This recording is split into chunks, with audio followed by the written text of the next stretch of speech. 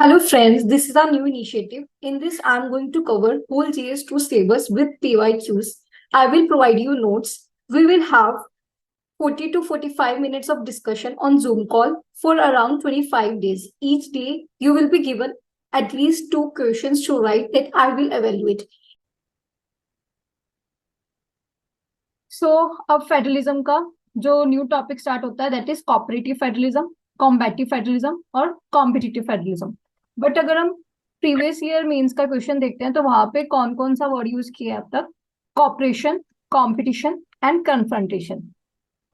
कोई कॉपरेशन को की एग्जांपल देख के इसको डिस्कस कर सकता है? Anyone?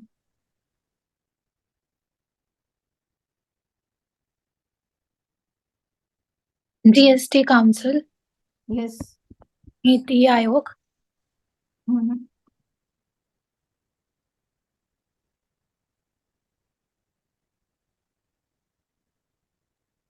Yes. Ma'am, deployment of Central Armed Police Forces into the state for the maintenance of law and order. I would say that is a sort of unitary feature in the federalism. And in fact, later it creates a confrontation problem. Like state, takes it to the Supreme Court regarding their jurisdictional issues. So, like, firstly, you will quote it as unitary feature in the federalism. Later, it goes into the confrontation problem. Any other example?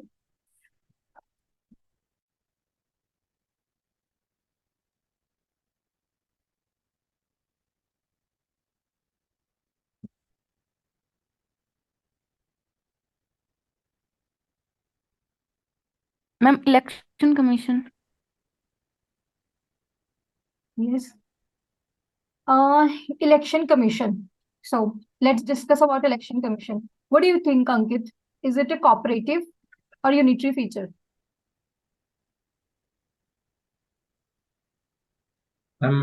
Unitary, as ECI is responsible for conducting the election at the national level as well as the state assemblies also. So Yes. it's like state का function में भी interfere कर रहा है center. Exactly. जो state elections are that are also conducted by the ECI, so it would be considered as a unitary feature. In fact, CBI and all these are like central bodies having jurisdiction in the state.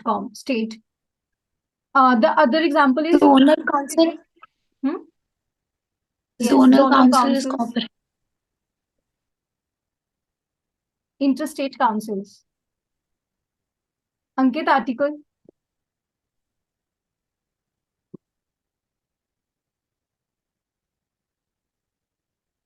Ma'am 263. Yes, 263. How we will learn it? पानी की बात पहले होगी तो 262. Interstate council is 263. Archana, please add something. Any one example.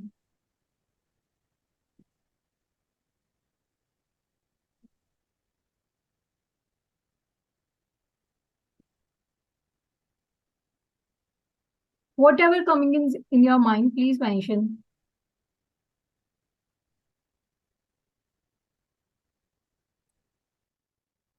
Ma'am, So- devolution Okay, devolution of power. powers. Yes, ma'am. Okay. So she mentioned about the devolution of power. Ma'am Emerge- 73rd 74th amendment भी चल पड़ेगा. Actually, these are features of federalism, but we can't quote it as in the corporation head as such. Other example would be aspirational district program.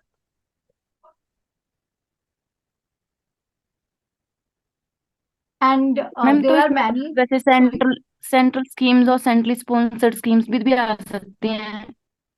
Central sponsored scheme, we discussed about it, right? These are issues in federalism. And in fact, in that we discussed if the executive power is like delegated to the state, like there is a burden on the state to implement the schemes of center. So it's a administrative issue in federalism. Second one is state has to share in the schemes, like we have heard of 90-10 or 60-40 ratio in the finances. So it's a fiscal problem in federalism. aspirational district program. In fact, there are so many program sharing between the states. Like you must have heard about the Ek Bharat Shresth Bharat.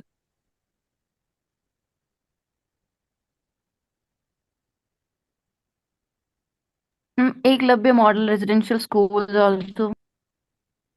Those are for the tribals. So now we will come to competition. Let's make it here.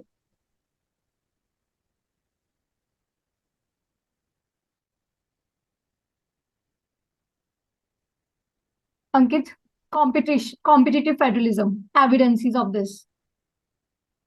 Rankings of programs like Swachh Bharat Yes, and business and ease of doing business indexes. yes, Ma'am, as SDG index. yes, SDG index. Ma'am, Archana, good can you add governance example? index. Like there are so many indexes. Archana, please add something.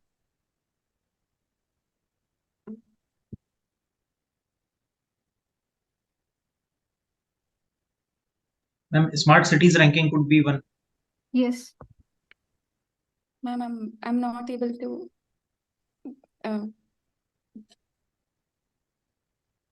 Okay. Archana, let me help you. How to like think over it. You just need to, expand. Like firstly, you can think about the anything coming in your mind with regard to legislature, anything about the executive. Then you can think about schemes and the other bodies, like how Aarti mentioned about the ECI. So you can think about the like bodies as well. Then you can think about the constitutional, then statutory. Just try to think about the syllabus only. Then you will get an example. So let me give you example. That is the Finance Commission.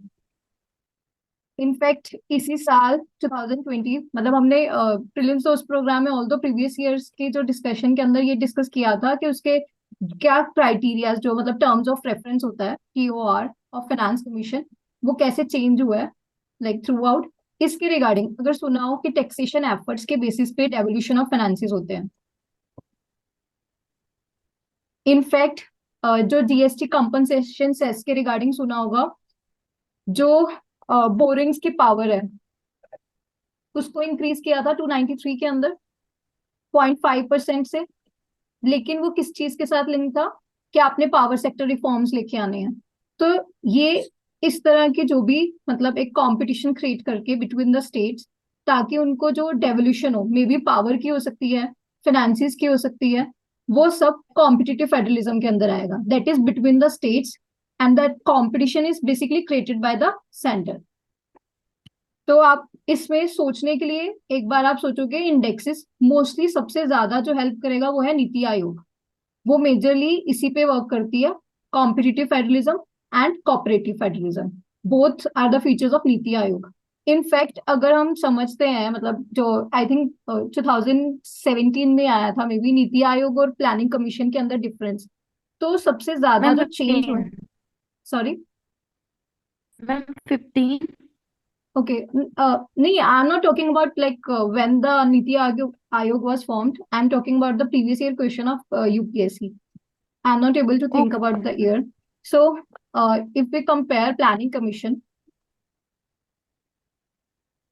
with the Niti Ayog, Planning Commission was totally centralized. So it was a unitary feature. But we moved to the Niti Ayog. So states got the share in planning as well.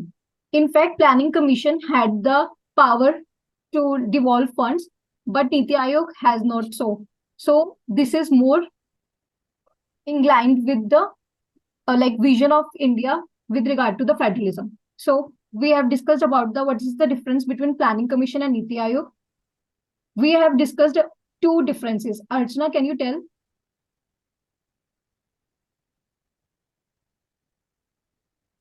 Ma'am, between Planning Commission and Niti Aayog. Yes.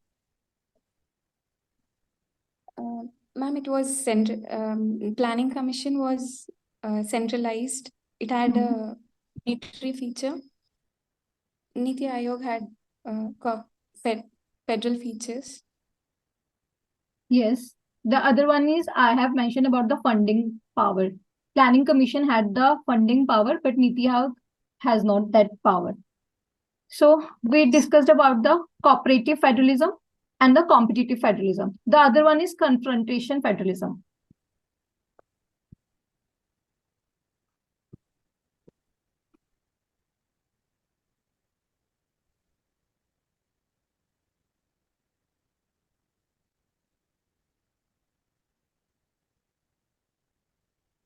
Yes, Ankit.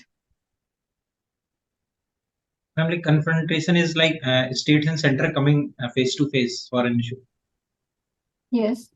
You can mention about the center versus states, right? Ma'am, then farm laws like agriculture is a state subject, but center was producing something out of. Yes.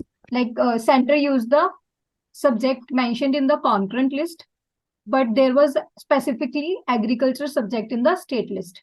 Yes. Ma'am, OPS can we mention?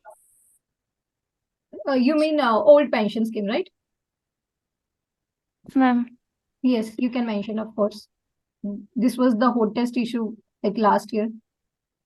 Yes, ma'am. In Article Himachal, it was 370. Sorry. Ma'am Article Himachal में तो election 370. जीते ही इसी base पे हैं present government Yes, Rupali, what do you said? Was mentioning Article 370. Okay. Yes, Article 370. Archana, do you want to add anything?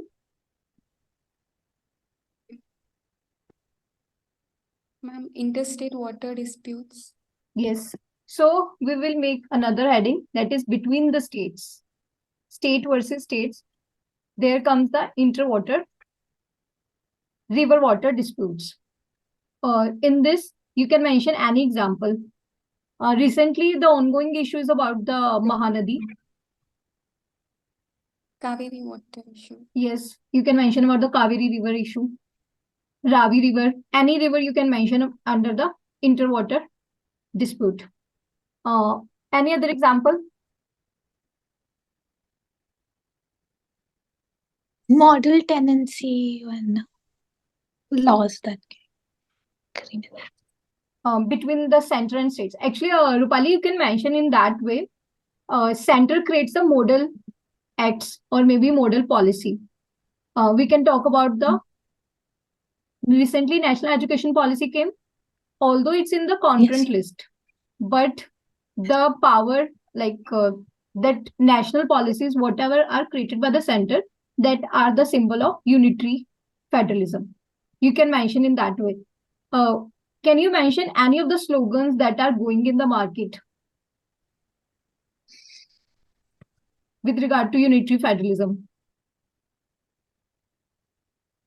Every day, like you can see in the newspaper, one nation, one election, one nation, one Yes, like ration card.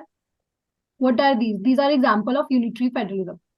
Like how there is a unitary bias is going in the federalism. Although you will like use this example in both ways. Ankit, where you will use it as a positive example? ma'am, increasing coordination between the state and center. Can you think about the GS1 society? National unity. Yes, unity and integrity. There is a phrase mentioned in the syllabus that is a unity in diversity. We read about the features of the society of India, and there is an example unity in diversity. You can mention it, and the other example for the communalism. If Ma'am, question comes on it, you can mention the way forward. Yes, inclusive Ankit? development also. Yes, Inclusive development, all the regions. yes. GS3, GS2, GS1. It's applicable all over there. Ma'am, countering regionalisms. Yes, exactly. That was I was expecting. Regionalism directly mentioned in your syllabus. GS1 society. So you can use this example as a positive one. The other negative one you will use in the GS2 in the topic of federalism.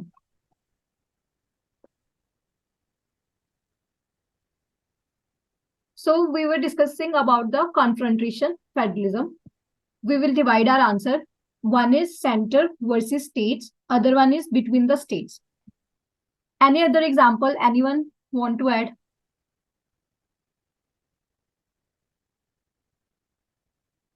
Border disputes, ma'am. Yes, border disputes. Any example, Archana?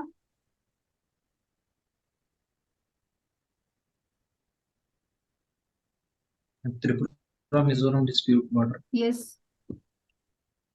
A recent issue was going on regarding to the Kotia region near Odisha. The other one is Belgaum, must have heard. In fact, Archana, you are from Karnataka. It's between Karnataka and Maharashtra, Belgaum region. Yes. Like last class में centre versus states के तो बहुत सारे examples discuss किए थे, जैसे कि CBI के रिगार्डिंग जनरल कंसेंट जो विड्रॉ किया था, waste Bengal, Punjab.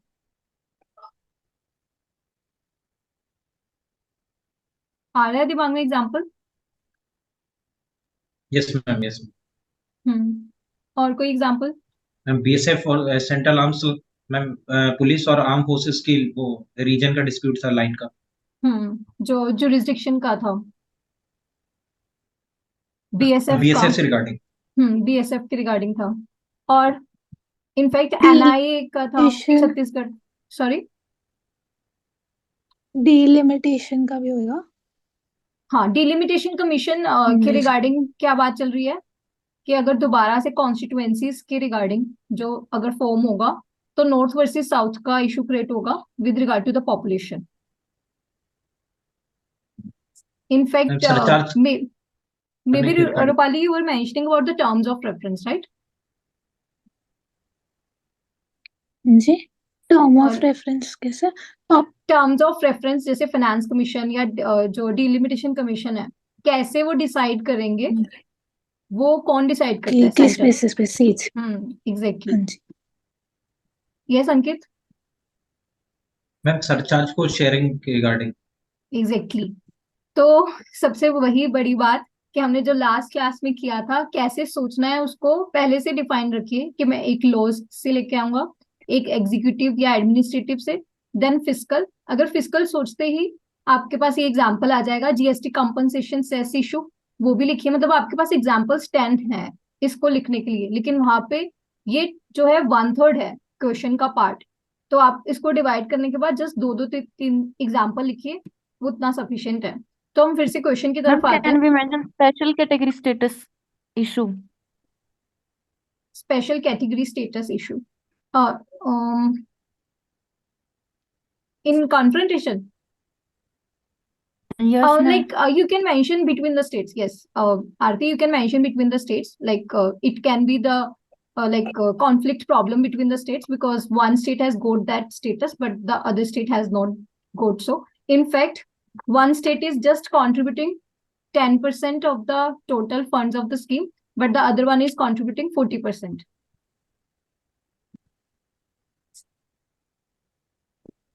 Like here I have mentioned about the definition to understand how the cooperative federalism is defined. State cooperating with each other and with the center. This is very general, like why they will cooperate, because to achieve the bigger goal. What is that goal? That is the inclusive development of the nation. The other one is competitive federalism. The center state competes with the states and the states compete with each other. We have discussed the examples, and there are two types of the competition. One is horizontal competition. Horizontal competition as in between the states, and the vertical competition that is between the center and state government. The other term was in news, that is combative federalism. there is no like very set definition with regard to it, but the former Uttarakhand CM mentioned this word. It is simply related to the confederation federalism. So if this term will like next time come in your exam, consider it as a confrontation federalism.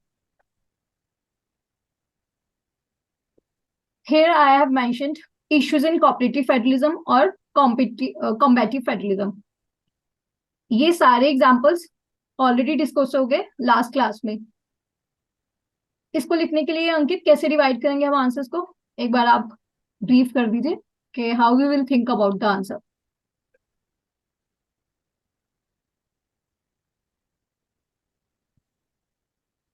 Rupali.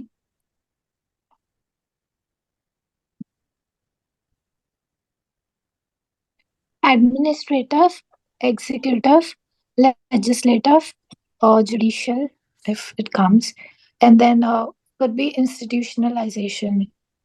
Yes, institutional and fiscal. इस वे में सोच के एक एक example mention करते जाएंगे तो already हमारे पास बहुत सारे, एक से अगर एक भी आ जाता है तो 6 पॉइंट्स तो सीधा हो गए. तो बस इसी वे में सोचना और आंसर बन जाएगा. सो हमने फेडरलिज्म के रिगार्डिंग सफिशिएंटली लास्ट क्लास में डिस्कस कर लिया था. आज हमने 3 टाइप्स जो है मेजरली जो न्यूज में रहते हैं तो उसको सोचना कैसे है. हमने अब तक जो डिस्कस किया है वो अब तक की जो एग्जांपल्स हैं, बट अगर कोई भी न्यू एग्जांपल आपको न्यूज़पेपर या कुछ भी पढ़ते हुए मिलती है तो आप ऐड ऑन कर सकते हो, बट ये भी सफिशिएंट है. अब आता है टॉपिक इंटरस्टेट काउंसिल. इसको हमने लाइक एज ए एग्जाम्पल या फिर एज ए इशू बहुत बार ऊपर लाइक मेंशन किया है, लेकिन इसी के रिगार्डिंग अगर क्वेश्चन आ जाता है, firstly what will your introduction. Articles 263, it's a constitutional body. Archana, can you tell about the functions of interstate council, like in simple words, whatever is coming in your mind with regard to it. To resolve the disputes between the states, to develop the policies. It will develop the policy with regard to the creation of cooperation between the states. Like it is basically to promote that cooperative federalism. Whatever the role of Niti Aayog, Interstate Council is playing that role only. But what is the difference? What is the major difference between the Interstate Council and Niti Aayog? Ankit?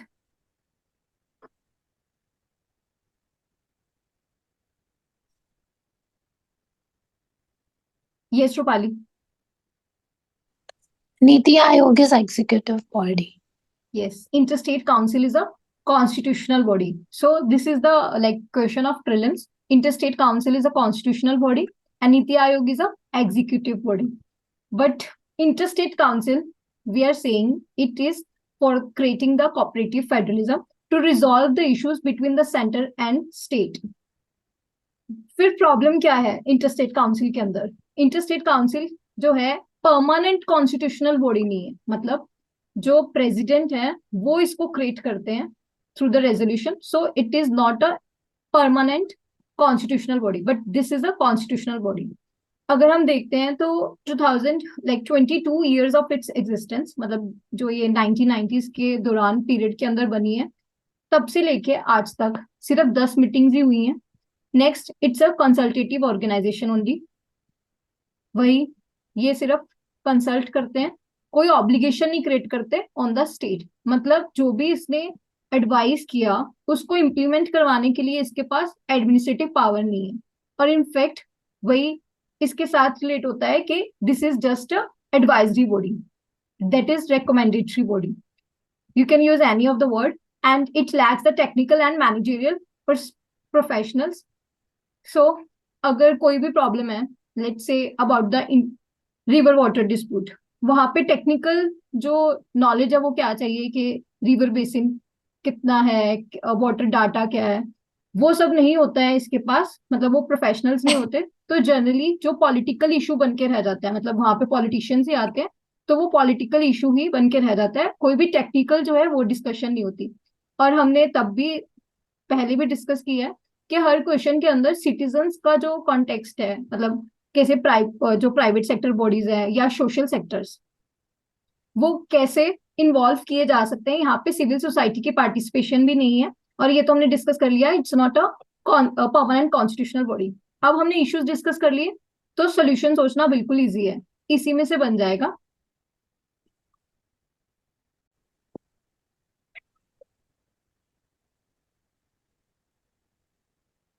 तो हम discuss कर रहे थे कि कैसे issues अगर हमें पता है तो उससे हम वे फॉरवर्ड कैसे बना सकते हैं। Ankit, please try from first point. Ma'am जो मीटिंग्स है उनको प्रॉपर शेड्यूल के अकॉर्डिंग एग्जिस्ट कर मतलब कि होनी चाहिए। तो उसके लिए क्या कर सकते हैं हम? May be like initially in the year start, जैसे फिक्स्ड है कि जो प्रेसिडेंट एड्रेस होता है, हम इसको फिक्स कर सकते हैं ना, इनिशियली यस मैम। कैलेंडर आ जाए। मे बी जैसे ड्यूरेशन होती है किसी भी गवर्नमेंट की 5 years, उसी में हम दे सकते हैं कि कैलेंडर निकलेगा कि 5 सालों में कैसे मीटिंग होगी। मे बी एक ईयर के स्टार्टिंग में। Yes Rupali, for the second point.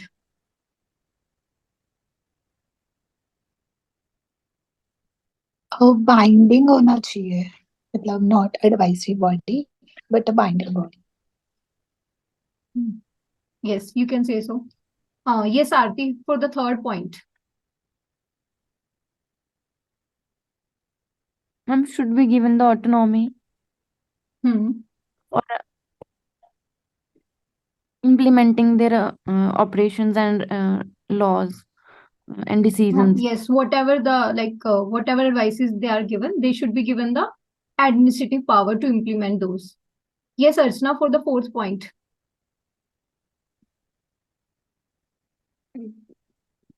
Ma'am, include citizen participation. Yes, you can say like they can invite NGOs, and maybe there would be any website, permanent website, where they can like share their ideas. For the fourth point, technical and managerial जो personals are professionals that can be added to the council. Last point is very simple. It can be made as a permanent constitutional body rather than temporary one. So Excuse me. 6 points already are there. इसी में से 6 way forward बन जाएंगे। जो भी extra points है that I have mention. Yes Rupali. वो क्या वर्ड था, वो सेपरेट इंस्टीट्यूशनल सपोर्ट या समथिंग, कि मतलब इनका सिलेक्शन जो है इसमें यस, सेपरेटली जो भी सिलेक्शन कमिटी है उसको बनाया जा सकता है। लेकिन रूपाली, यहाँ पे मतलब जो स्टेट्स के सारे रिप्रेजेंटेटिव है वो आके यहाँ पे मिलते हैं, तो सबके पास ही वो पावर नहीं है। नहीं, वो technical and managerial professionals right. तो हाँ, हम वो उसके लिए नहीं हम कर पढ़ते थे सकते हैं। कि सीबीआई। जी, वो वर्ड क्या था, सेपरेट समथिंग मतलब स्पेसिफिक। एग्जैक्ट क्या पूछ रहे हो वो समझ नहीं आ रहा। इसको बाद में डिस्कस करके मतलब देख लेते हैं कि क्या एग्जैक्टली तुम पूछ रही हो। अब जो ओके भी एक्स्ट्रा वे फॉरवर्ड है वो डिस्कस कर लेते हैं। जैसे एक ऑल इंडिया सर्विसेज जो कैडर है, उसके अंदर मतलब council should have professionals from the fields of law. ये किसके साथ लिंक्ड हो गया, ये जो टेक्निकल और मैनेजरियल प्रोफेशनल्स, क्योंकि हम कहते हैं ना all India services, there is a debate in the civil services that is generalist versus specialist. Specialist के लिए गवर्नमेंट क्या कर रही है to introduce them in the government? Yes Ankit. Ma'am, can you please repeat? My internet connection was not working. Okay. I'm asking like to introduce specialist in the government. Government क्या scheme लेके आई है या क्या new debate है specialist को उसमें लेके आने के लिए? क्योंकि जो भी सिविल सर्वेंट्स होते हैं देर आर जर्नलिस्ट, बिकॉज सब सेम ही सब्जेक्ट्स पढ़ के अलग अलग फील्ड्स में जाते हैं। Ma'am, जैसे literal कोई आया entries, ये literal entry exactly program. Lateral entry इसी के लिए है कि जो भी मतलब प्राइवेट कंपनीज के अंदर अच्छी पोस्ट के ऊपर होते हैं, मतलब डायरेक्टर्स वगैरह, उनको हम इंट्रोड्यूस करते हैं in the like government sector, public sector, ताकि जो मतलब एक डिफरेंस होता है पब्लिक सेक्टर और प्राइवेट के अंदर, दैट इज एफिशिएंसी और कंपटीशन, उसको इंट्रोड्यूस करने के लिए गवर्नमेंट सेक्टर के अंदर हम लिटरल एंट्री को लेके आए हैं। तो ये भी मेंशन किया जा सकता है कि हम उसको यूटिलाइज कर सकते हैं इंटरस्टेट काउंसिल के अंदर। तो अब आता है needs to be strengthened as a platform for the exchanges between the centre and states on not just administrative issues. Administrative issues क्या हो गए, जो एग्जीक्यूटिव के साथ चलता है। हम जो भी इमर्जिंग लेजिस्लेटिव इश्यूज होते हैं या political issues, for example form laws, this is legislative issue, इसके लिए भी इसको फ्रूटफुली यूज किया जा सकता है। नेक्स्ट, ये तो हमने डिस्कस कर लिया कि सरकारिया कमीशन ने मेंशन किया कि परमानेंट कॉन्स्टिट्यूशनल बॉडी बना दो, और मे बी इसको कॉन्टिन्यूइंग जो ऑडिटिंग रोल दिया जा सकता है इन कॉन्करेंट लिस्ट मैटर्स। क्यों दे दें ये रोल, क्योंकि कॉन्करेंट लिस्ट मैटर्स के अंदर ही मेजर प्रॉब्लम है कि उसका ओवरराइड हो जाता है विद द स्टेट लिस्ट। अभी हमने डिस्कस किया था, अंकित ने बताया था कि फॉर्म लॉज, तो इसके अंदर हम इसको परमानेंट एक रोल दे देंगे ताकि ये जो लाइक बॉडी क्रिएट किया है बाय द कॉन्स्टिट्यूशन, इसको हम अच्छे से यूज कर पाए। इनफैक्ट मुझे श्योर नहीं है गवर्नर पर ही क्वेश्चन आया था क्या, लेकिन वो जो फेडरलिज्म को प्रमोट करने के लिए शायद वो गवर्नर के लिए आया था 2019 के अंदर, तो आंसर था सरकारिया कमीशन। क्योंकि okay, let me ask you, governor दो स्टेट्स का हो सकते हैं, एक से Yes, सेम मैम, हो गवर्नर, सकता यस मैम। हो सकता है। that is mentioned in the constitution. Yes No. Ma'am, in some article I think. Yes, Ankit, please answer. Rupali, Archana, is it mentioned in the constitution? No. Ma'am, I think it was amended and then added. Are you sure? It should- Yes, second RC report. mentioned. It is mentioned he should not be from the state in which he is chosen.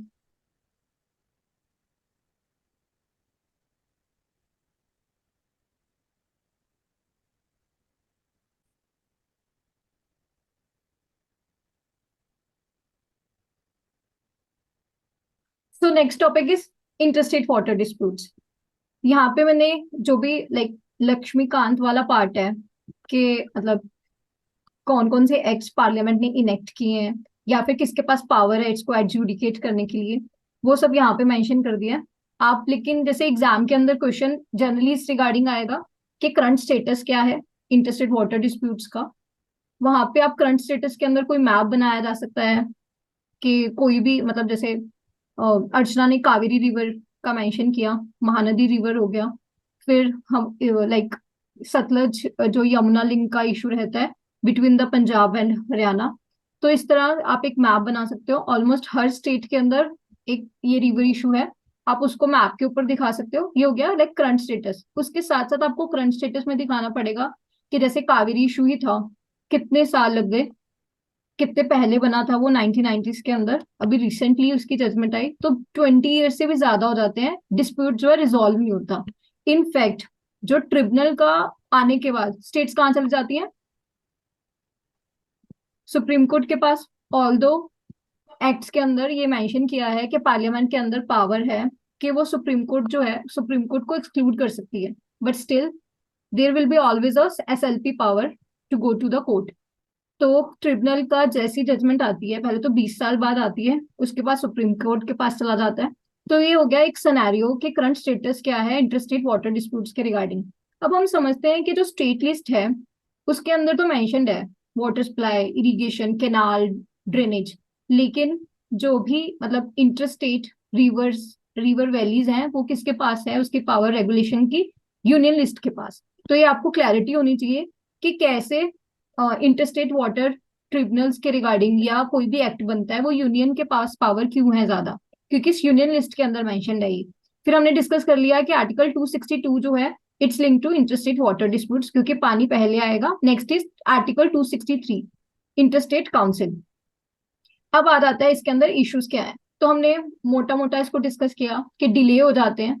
फिर इसके अंदर जो भी guidelines या framework निकल के आता है उसमें कोई ट्रांसपेरेंसी नहीं है। इस वजह से क्या होता है, जब ट्रांसपेरेंसी नहीं होती, जब ट्रस्ट नहीं होता, तो वो पक्का ही सुप्रीम कोर्ट के पास केस जाएगा। इसी के रिगार्डिंग एक पॉइंट है, fourth point, that is absence of water data that is acceptable to all parties.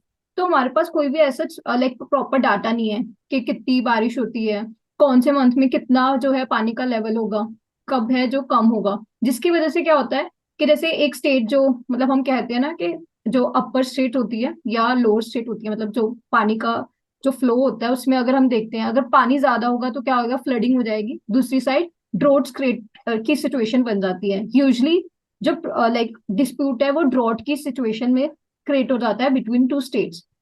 अगर हमारे पास एक प्रॉपर डाटा होगा कि कौन से मंथ में कितनी जरूरत है, तो पहले से डिफाइन कर सकते हैं कि कितना पानी जो है दूसरी स्टेट के अंदर शेयर करना ही पड़ेगा, मतलब किस परसेंटेज के अंदर शेयर होगा।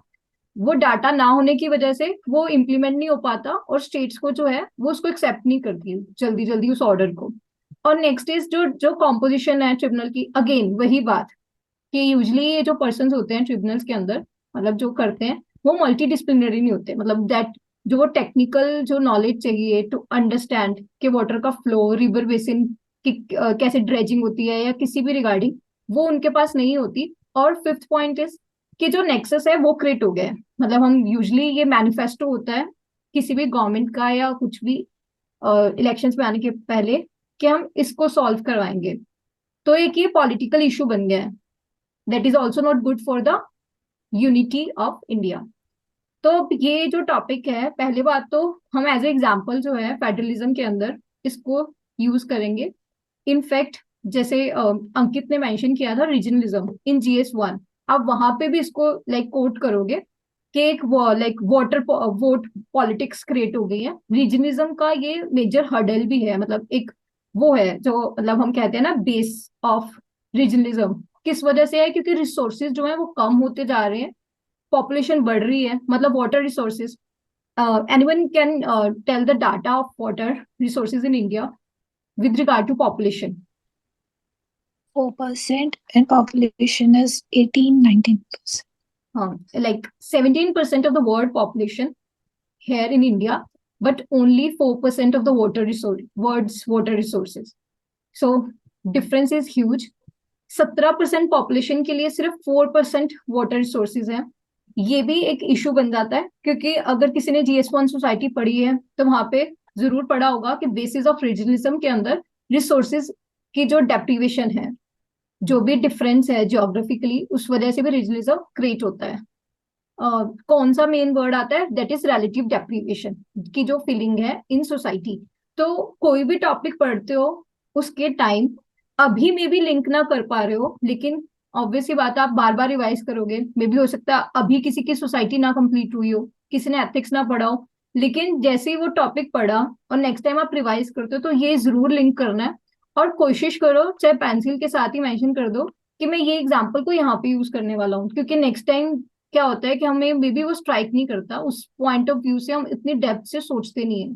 तो नेक्स्ट टाइम आपको ये सोचना जरूर है कि कहाँ जो भी आपने पढ़ा है उसको कहाँ पे यूज करने वाले हो। एज इट इज जो भी है नोट्स के अंदर वो डायरेक्टली नहीं आने वाला। तो हमने डिस्कस कर लिया कि इंटरस्टेट वाटर डिस्प्यूट्स को आप एज अ पॉइंट कहाँ पे बनाओगे।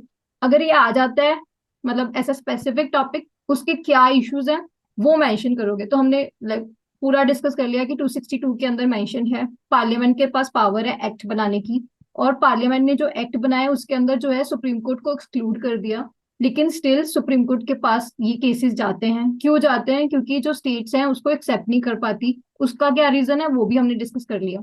अब जो भी इश्यूज डिस्कस किए हैं इसी से हम वे फॉरवर्ड बनाएंगे। Archana. Ma'am speedy exactly, speedy dispute resolution होना चाहिए पहले ही डिफाइन, जैसे होता है ना कि जैसे NCLT के अंदर कि आपको 60 डेज के अंदर, जैसे आपने IBC के रिगार्डिंग सुना होगा कि 180 डेज के अंदर रिजोल्व होना चाहिए मैटर, तो हम स्पेसिफाई कर सकते हैं कि कितनी देर में हो जाना चाहिए। Ankit. Ma'am proper sharing of river data. Yes. Ma'am and NCERTs में एक लाइन की थी कि resources could not be spread equally everywhere but development could be, तो इसको यूज कर सकते हैं। एग्जैक्टली। और आपने जैसे रिवर डाटा का बोला, उसके अंदर आप टेक्नोलॉजी लेके आइए। कौन सी सैटेलाइट है GS3 के लिए आप पढ़े होंगे या प्रीलिम्स के लिए? क्या पूछा, रिपीट करना प्लीज। कौन सी सैटेलाइट है जो कि मतलब हमारी रिसोर्सेज के रिगार्डिंग डाटा कलेक्ट करती है? Bhuvan satellite. Gemini. Gemini, it's regard to the fishermen, like they are sharing the data. Bhuvan satellite, BHUVAN. उसके अंदर जो भी मतलब हम जियो टैगिंग करके उसको यूटिलाइज करके हम एक डाटाबेस क्रिएट कर रहे हैं, जैसे गंगा रिवर वाटर वगैरह के रिगार्डिंग। तो अंकित ने जो पॉइंट बोला उसको आप थोड़ा सा और भी स्पेसिफिक बनाने के लिए टेक्नोलॉजी को भी मेंशन कर सकते हो। Next, RP.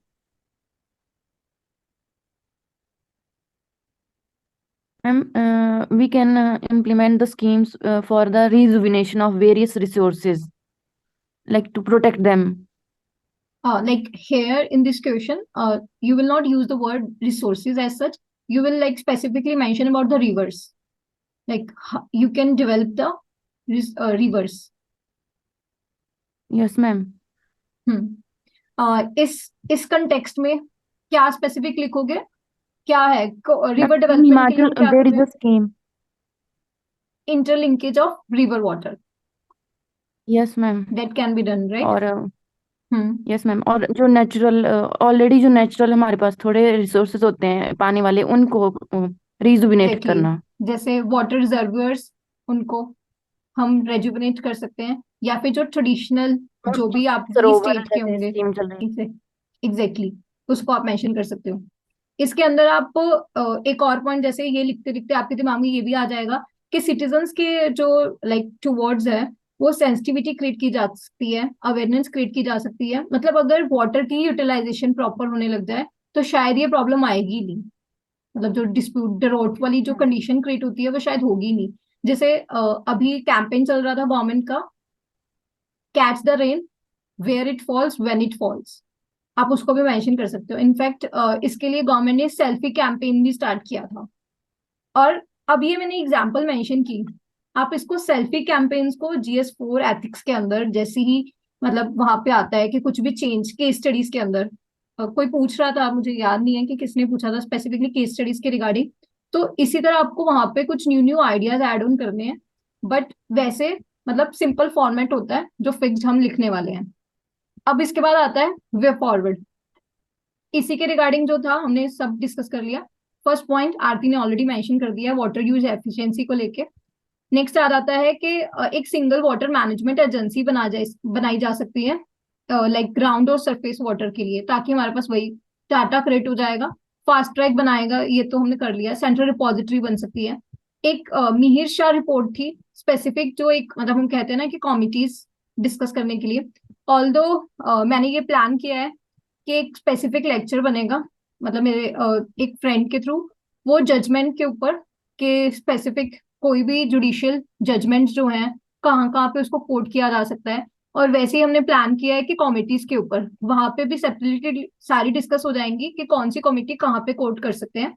अब यहाँ पे आगे मिहिर शाह रिपोर्ट, ये हो गया वाटर इन कॉन्फ्रेंट लिस्ट। फिर एक रिवर बेसिन जो है ऑर्गेनाइजेशन बनाई जा सकती है। तो ये कुछ पॉइंट्स हो गए। चांसेस कम होते हैं स्पेसिफिक किसी के रिगार्डिंग क्वेश्चन आने के, बट इंटरेस्टेड वाटर डिस्प्यूट्स पे 2 क्वेश्चंस मतलब इनडायरेक्टली या डायरेक्टली लिंक्ड इससे आए हैं इंटरस्टेट वाटर डिस्प्यूट्स के ऊपर। तो ये इंपॉर्टेंट टॉपिक है फेडरलिज्म के अंदर। फिर आता है asymmetric federalism, that is selective federalism. अब सिंपल इसका मीनिंग कोई बताना चाहेगा? एक के पास ज्यादा पावर है, दूसरे में पास कम, अनइक्वल। बायसनेस। मतलब अगर हम ऐसे बनाते हैं एक state,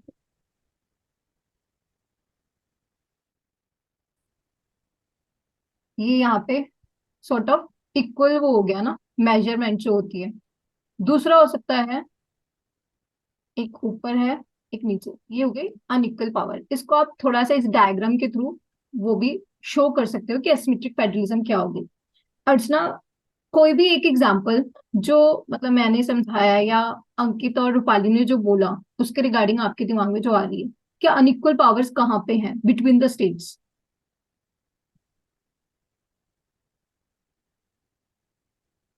Ma'am, between center and states, with No, it's respect to between the money, states actually.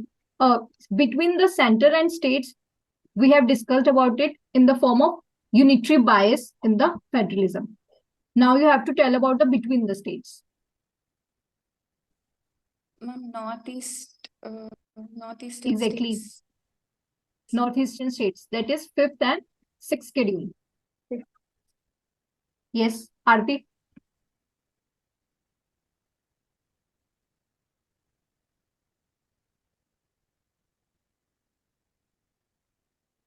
Ma'am grants. No. Yes, obviously grants. In that, you can mention about like aspirational district program. Okay.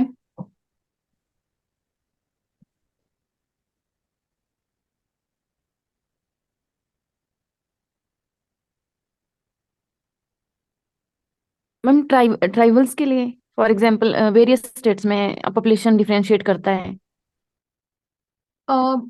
Like for tribals, we have already mentioned about the fifth, sixth schedule. Okay Like yes ma'am. here in this, you can mention about the autonomous district council.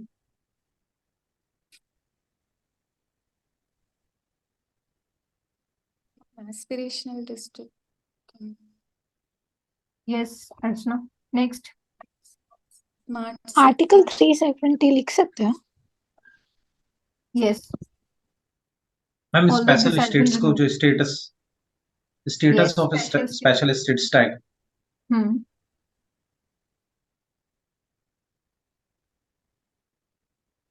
Next.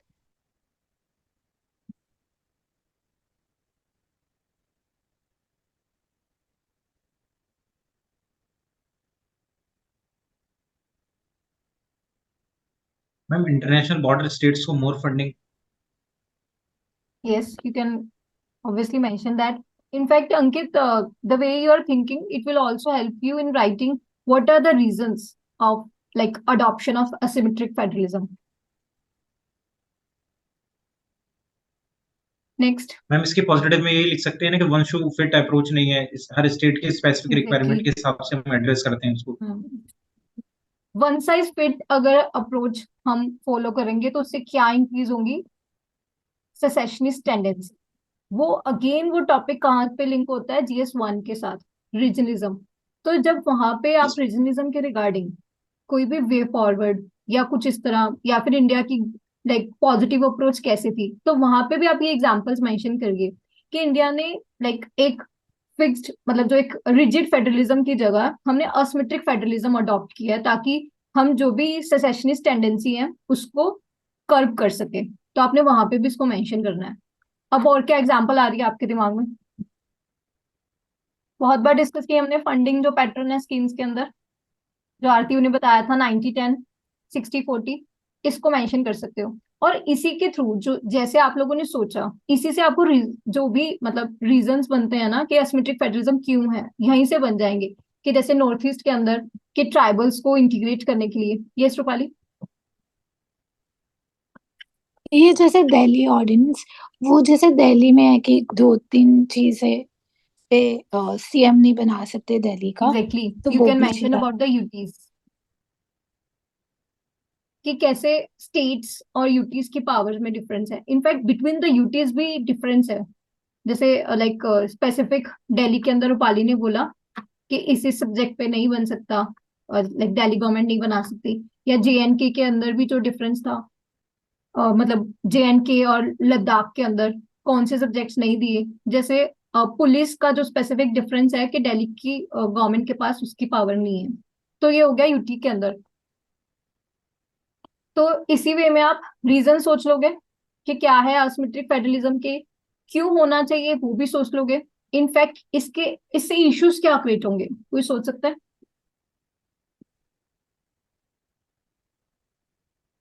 Power overlapping and dispute होंगे regarding.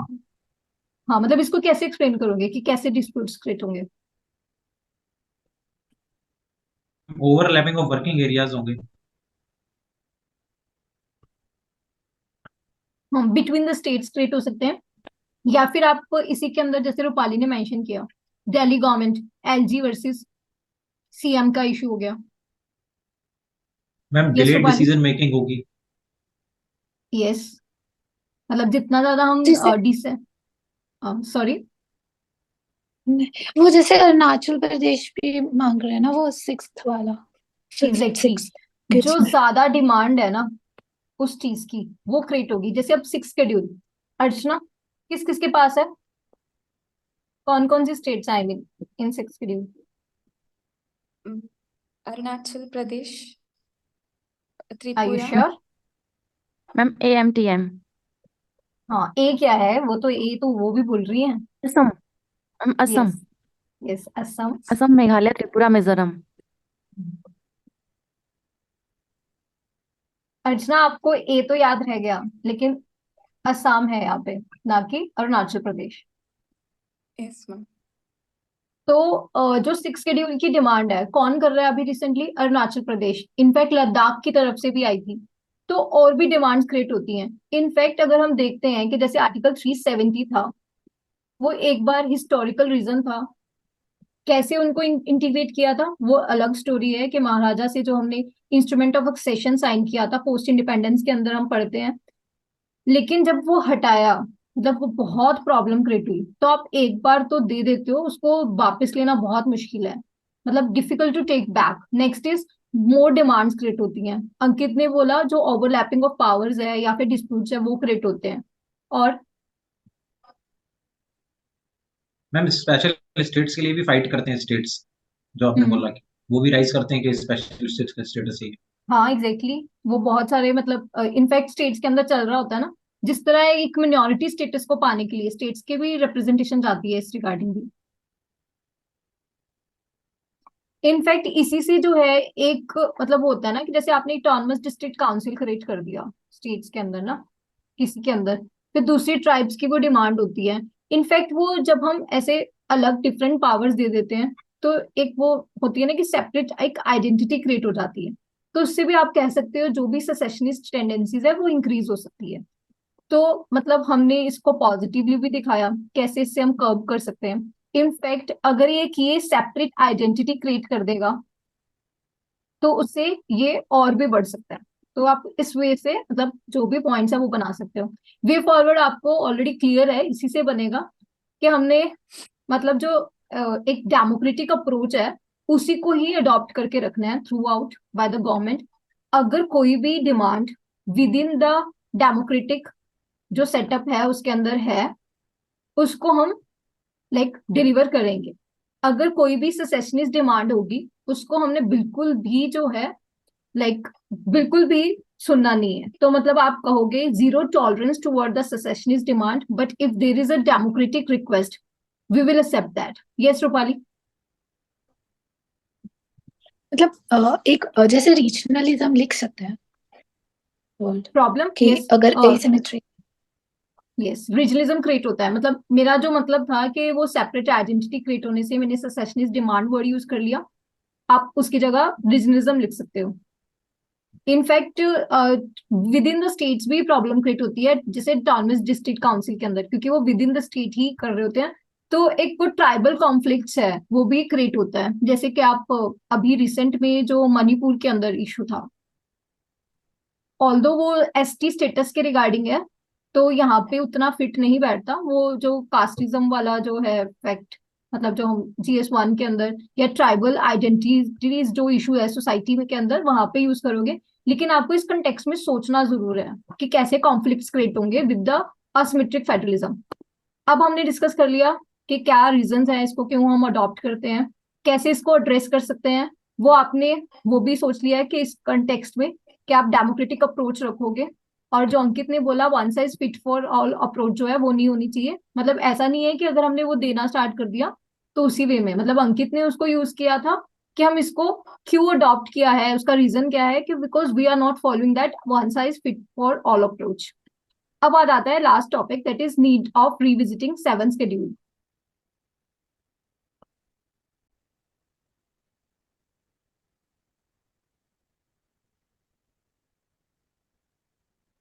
So last topic that is need of revisiting the 7 schedule. पहले 7 schedule का article कौन सा, मतलब जिसके अंदर इस like list powers divided है? 248। 246। 246। अंकित 248 किसका है?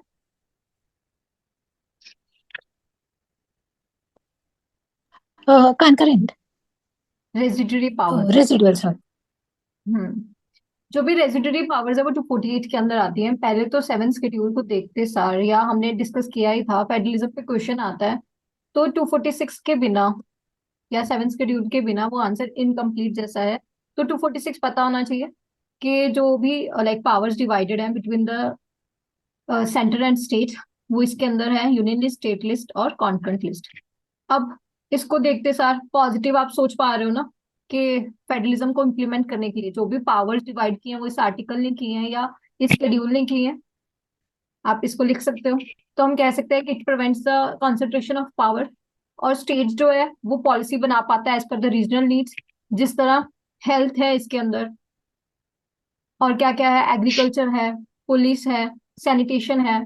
यूनिटी और इंटीग्रिटी को प्रमोट करता है। मतलब अगर हम देखते हैं फेडरलिज्म या कोऑपरेटिव फेडरलिज्म, इसके जो दो मेन ऑब्जेक्टिव्स हैं वो क्या होने चाहिए। एक तो यूनिटी एंड इंटीग्रिटी। यूनिटी और इंटीग्रिटी कैसे मेंटेन करेगा। अभी अंकित ने जैसे बोला कि हम one size fit for all approach नहीं यूज करते, हम फेडरल अप्रोच रखेंगे, या मे बी असिमेट्रिक फेडरलिज्म रखते हैं, या कोऑपरेटिव फेडरलिज्म कर रहे हैं। उससे क्यों क्या होता है कि जो रीजनल डिमांड्स हैं वो भी एड्रेस होती हैं, साथ साथ एक यूनिटी मेंटेन होती है। तो यूनिटी और इंटीग्रिटी। नेक्स्ट और क्या, नेक्स्ट और मेजर ऑब्जेक्टिव क्या है।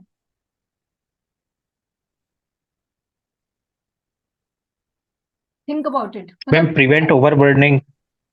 Exactly. Law and order. Okay. और मैम ओवरबर्डनिंग होगी तो एफिशिएंसी हैम्पर होगी गवर्नेंस की। तो अंकित आपने जैसे बोला ओवरबर्डनिंग, आप वर्ड क्या यूज करोगे, डिसेंट्रलाइजेशन। डिसेंट्रलाइज। मतलब आपकी जो पॉलिटी का वर्ड है वो है डिसेंट्रलाइजेशन। इसको इम्प्लीमेंट करने में हेल्प करता है। जैसे आरती ने बोला ही था 73rd 74th शेड्यूल या लोकल सेल्फ गवर्नमेंट, तो ये डिसेंट्रलाइजेशन के अंदर आ जाता है। एक आता है यूनिटी एंड इंटीग्रिटी या यूनिटी इन डाइवर्सिटी लगा लो, और हो जाता है कि रूपाली ने क्या बोला था। मैंने गलत बोला था, मैंने तो लॉ एंड ऑर्डर बोला। Okay, law and order.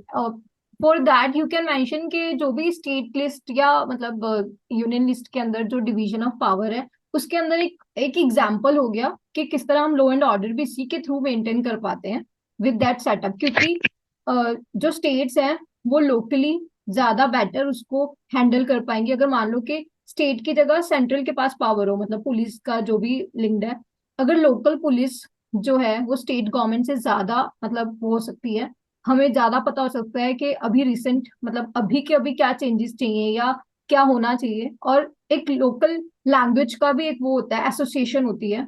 ये भी आप समझ सकते हो कि जैसे जो स्टेट एग्जाम्स के थ्रू सिलेक्ट होते हैं वो क्यों जरूरी है। मतलब कैसे एक स्टेट गवर्नमेंट का जो सेटअप होता है वो क्यों जरूरी है, क्योंकि लोग उनसे ज्यादा एसोसिएट हो सकते हैं। आप उस वे में आप इसको मेंशन कर सकते हो, लेकिन directly law and order point नहीं आ सकता।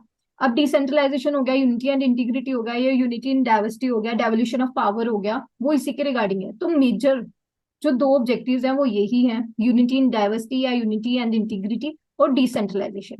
तो इसी को ही मतलब इंश्योर करने के लिए 7 शेड्यूल हेल्प करता है। रिस्पॉन्सिव गवर्नमेंट, ये कैसे होगा, क्योंकि हमने कहा ना कि जितना अब जैसे मान लो कि सिर्फ मतलब हमारी स्टेट सेंट्रल गवर्नमेंट हो, हम कितना मिल सकते हैं एमपीज को या प्राइम मिनिस्टर, लेकिन अगर हम एमएलए जो है मतलब वो इलेक्ट होते हैं हमारे यहाँ से, जितना ज्यादा फ्रीक्वेंट मतलब जो फेस टू फेस पीपल के हम वहां पे सामने आएंगे, जैसे हम कहते हैं ना कि इलेक्शन अगर बार बार होते हैं कंट्री के अंदर तो उतनी ज्यादा अकाउंटेबिलिटी सेटअप होती है। तो इसके थ्रू रिस्पॉन्सिव गवर्नमेंट को स्टैब्लिश कर सकते हो। बाकी के तो वही हमने डिस्कस किया, डाइवर्सिटी हो गई, डेवलपमेंट होगी, ये तो जनरल पॉइंट है। कॉपरेशन को बूस्ट करता है क्योंकि कंसंट्रेशन नहीं होने देता पावर को, कोई भी अथॉरिटेरियन वो नहीं बन सकता पार्ट। तो ये हो गया कुछ पॉजिटिव जो इसने अच्छे किए हैं। मतलब इन जनरल आपको सोच के पता चल जाएगा कि अगर जैसे मान लो कि एक स्कूल है, वहां पे एक कैबिनेट क्रिएट कर दिया, एक जैसे मॉनिटर है, एक इंश्योर करेगा कि टाइम टेबल कैसे बनेगा, या सिंपल सिंपल जो भी डिवीजन ऑफ पावर है उससे क्या क्या फायदे होंगे वो आप सोच लोगे। लेकिन इसमें चेंजेस क्या आने चाहिए, क्या चेंजेस अभी रिसेंट में चाहिए, ये डिबेट था। एक तो ये जो हमने इंस्पायर किया है 246 या 7 शेड्यूल को, वो गवर्नमेंट ऑफ इंडिया एक्ट से आया है। तो कुछ जो सब्जेक्ट्स हैं वो अभी जरूरत नहीं है, जैसे रिहैबिलिटेशन ड्यू टू पार्टीशन, ये भी मेंशन्ड है एक सब्जेक्ट, इसको हम रिमूव कर सकते हैं। रेदर देन हम न्यू जो एंट्रीज है वो ऐड कर सकते हैं, जैसे space, AI, blockchain, environment protection act. और इनफैक्ट अभी रिसेंट में क्या चल रहा था, कोविड-19, कौन सा सब्जेक्ट यूज किया था गवर्नमेंट ने? Disaster management. Disaster management disaster management किसका पार्ट है, मतलब कौन सी लिस्ट में? concurrent ma'am centre Aarti, you also want to try? concurrent list. Okay, Rupali, content list. Ankit, union list. Ma'am central Okay. Aarti, yes ma'am I'm not sure, but maybe residuary. yes. This was in residuary list. Disaster management जो है तीनों list में नहीं mentioned, वो है residuary list के अंदर। तो रेजिडरी लिस्ट के अंदर है तो इसका मतलब क्या हो गया, सेंटर के पास पावर चलेगी। जबकि अगर हम देखें कि स्टेट लिस्ट के अंदर हेल्थ है, उस सब्जेक्ट को यूज किया जा सकता था। तो बेसिकली जो डिजास्टर मैनेजमेंट है उसी को इटसेल्फ ऐड कर देना चाहिए, at least in content list as such. तो हम कह सकते हैं कि जो भी न्यू इमर्जिंग एरियाज हैं उसको हम ऐड ऑन कर सकते हैं। इनफैक्ट क्रिप्टो करेंसी जो है उसको भी स्पेसिफिकली मेंशन किया जा सकता है। ये हो गया एक, जैसे जो भी मतलब आप प्रीलिम्स के लिए ध्यान रखोगे, ये पेंडिंग है क्वेश्चन उस कंटेक्स्ट में, जैसे गेमिंग चल रही है, बैटिंग चल रही है, लॉटरी है, मेनली बैटिंग और जो गेमिंग है ऑनलाइन गेमिंग, ये भी आपको नोटिस करना है कि किस लिस्ट के अंदर आते हैं, वो ध्यान रखना है। फिर आता है उसके बाद doesn't assign subject to the third tier municipality, मतलब हमारे जो 73 74 से हमने एक सेटअप क्रिएट कर दिया, बट उसको पावर कौन डिवॉल्व कर रहा है, स्टेट गवर्नमेंट्स डिवॉल्व कर रही है। वो हम कर चुके हैं कि किसी भी लाइक स्टेट ने सारे के सारे फंक्शंस जो है वो डिवॉल्व नहीं किए, मतलब पंचायत को लगा लो या म्यूनिसिपैलिटीज को लगा लो।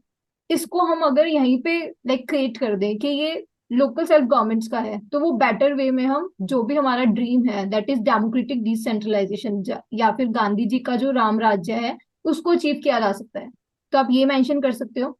इनफैक्ट जो सेंटर स्टेट कॉन्फ्लिक्ट्स है, जो स्टेट डिमांड करती है ऑटोनॉमी, ये भी मतलब जो क्रिएट होता है कॉन्फ्लिक्ट 131 सुप्रीम कोर्ट के पास जाता है, वो ओवरबर्डन करता है। इसको रिड्यूस किया जा सकता है कि अगर क्लियरली हम डिफाइन कर दें एरियाज को। तो ये कुछ हो गए कि क्यों जरूरत है विजिट करने की और क्यों ये अच्छा है, हमने ये डिस्कस कर लिया। इसी के थ्रू ही आप निकाल लोगे कि जैसे वे फॉरवर्ड लिखना आ जाए तो इसी से बन जाएगा। बट स्टिल वे फॉरवर्ड के लिए हमने डिस्कस कर रखा है ऑलरेडी इन लास्ट क्लास, जैसे कुंशी कमीशन या सरकारिया कमीशन। आप उस वे में सोचो कि जैसे हमने कहा था कि अभी आज की क्लास में भी हमने डिस्कस किया कि जो इंटरस्टेट काउंसिल्स हैं उनको कॉन्टिन्यूइंग ऑडिटिंग रूल दे दो कंटेंट लिस्ट के अंदर। आप इसको भी लिख सकते हो वे फॉरवर्ड के अंदर।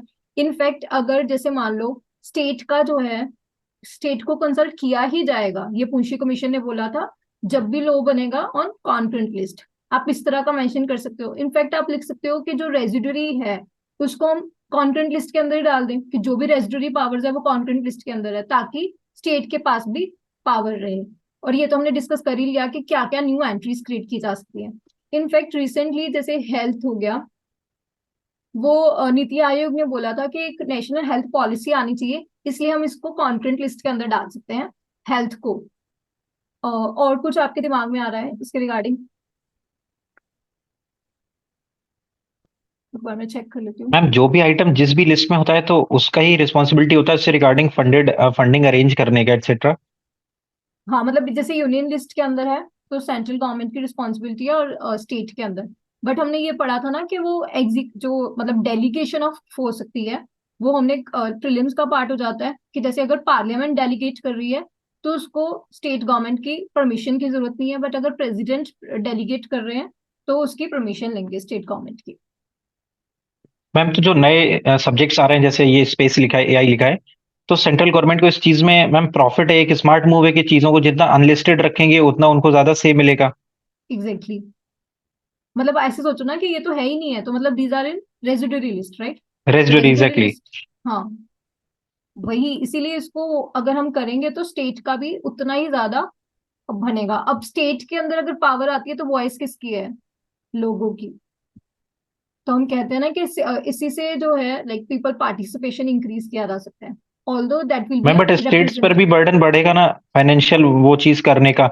लाइक एनवायरमेंटल प्रोटेक्शन को अगर स्टेट लिस्ट में डाल देंगे तो फाइनेंशियल बर्डन भी बढ़ेगा स्टेट्स पे। तो स्टेट्स भी एग्री नहीं है बहुत सारे सब्जेक्ट्स को टेक ओवर करने के लिए। ऑल्दो जैसे ये स्पेस वगैरह जो है ना, ये तो जाएगा तो यूनियन लिस्ट के अंदर ही, क्योंकि अगर हम देखते हैं कि जैसे इंश्योरेंस सेक्टर हो गया, लेकिन अगर ये लिस्ट मतलब स्पेसिफिकली डिफाइंड नहीं है तो सेंटर अपनी रिस्पॉन्सिबिलिटी से पीछे हट रहा है। मतलब अगर लॉज आएंगे नहीं, मतलब अगर ऐसे बोलो कि वो स्पेसिफिकली मेंशन्ड है, तो इसका मतलब ये हो गया कि उनकी रिस्पॉन्सिबिलिटी है उसके रिगार्डिंग जो है रेगुलेशन आने का। स्टेट के अंदर इतना ज्यादा वो नहीं है, मतलब एआई, ब्लॉकचेन, स्पेस, ये तीनों के तीनों यूनियन लिस्ट के अंदर ही जाएंगे। ओके। मतलब आपने किया ही होगा ना कि जैसे इंश्योरेंस हो गया, बैंकिंग सेक्टर हो गया, वो सब यूनियन लिस्ट के अंदर ही आते हैं। तो ये तो उससे भी ऊपर के वो हो गया इंफ्रास्ट्रक्चर इंडिया का। और रेजिडरी पावर्स डिस्कस कर लिया हमने। आप इंटरस्टेट काउंसिल्स को लेके हमने डिस्कस कर लिया ना। और कॉन्करेंट लिस्ट, एक मुंशी कमीशन ने ये बोला था कि जो कॉन्करेंट लिस्ट है उसको स्पेसिफिकली मतलब उसके अंदर सिर्फ वही सब्जेक्ट्स बचे जो कि यूनिटी के लिए इंपॉर्टेंट है, मतलब रेदर देन सेंटर का कंट्रोल बनाने के लिए, जो कि बस यूनिटी चाहिए जिससे प्रमोट होगी, उस सब्जेक्ट्स को हम इसके अंदर डाल दें कॉन्करेंट लिस्ट के अंदर। तो इसके ये कवर हो गया। आज के लिए जो क्वेश्चंस लिखने हैं वो ये 2 क्वेश्चंस हैं जो इस क्लास में से लिखने हैं। अब नेक्स्ट क्लास में हम गवर्नर करेंगे और लोकल सेल्फ गवर्नमेंट।